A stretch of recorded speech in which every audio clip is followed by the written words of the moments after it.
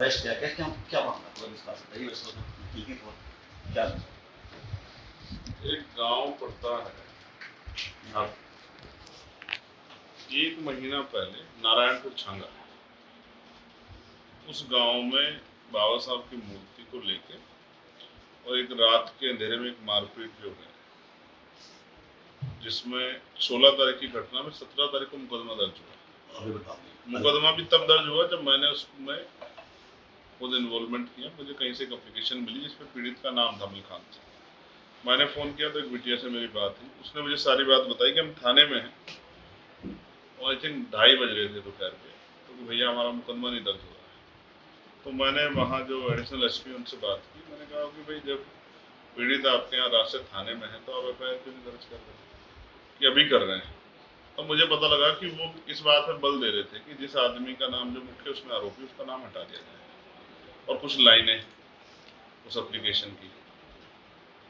लेकिन जहाँ फिर उसके बाद वो मुकदमा दर्ज हुआ 17 तारीख को।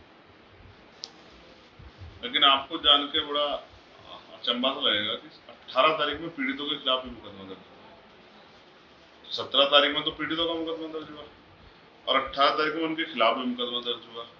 और 17 तारीख के मुकदमे में जहाँ दो महिलाओं को इंजरी थी, एक लड़के को भी यहाँ इंजरी थी, उसमें कोई एक भी धारा ऐसी नहीं लगी जो नॉन बेलेबल या जिसमें गिरफ्तारी जैसी नौबत आ जाए। लेकिन जो 18 तारीख में मुकदमा हुआ पीड़ितों पे, उसमें 307 बिना मेडिकल के पुलिस ने लगा दी। अब उसमें एक वीडियो वायरल हुई जो महिलाओं के, जिसमें महिलाएं कह रही है कि भाई जब हम मर जाए तब मत आना। तो मैं, जब वो वीडियो मेरे पास पहुंची, मेरी जिम्मेदारी बनती है कि मैं जाकर पीड़ितों का हाल जानूं। मैं उनका हाल जानने के लिए निकला था। पुलिस ने मुझसे कहा कि हम आपकी उनसे वार्ता कराएंगे सकारात्मक माहौल में, और यहाँ मुझसे आग्रह किया कि यहाँ रुक जाओ, वहाँ के माहौल को जरा ठीक करवा लेते हैं और यहाँ लाके जो है गेट बंद करवा के डिटेन कर लें पोस्ट लगा के। मैंने इनसे ये भी कहा कि भाई आप एक काम करो, आप मुझे कम संख्या में ले चलो, और अगर वो भी आप तक संभव नहीं है, आप वैसे तो कानून व्यवस्था उत्तर प्रदेश बहुत अच्छी है, तो मुझे अपनी गाड़ी बिठा के ले चलो। लेकिन जो वीडियो वायरल हो रही है, जो महिलाएं कह रही है कि हमें हमारे भाई को यहाँ आना चाहिए, हमारे बेटे को आना चाहिए, जब हम मर जाएंगे तो तब क्या करेंगे आके, तो कम से कम इस आज़ाद उत्तर प्रदेश में मेरा उनसे इंटरेक्शन तो करा दो, मैं अपने लोगों से उनकी बात तो सुन लूँ। तो उसमें उनके पास कोई जवाब नहीं है।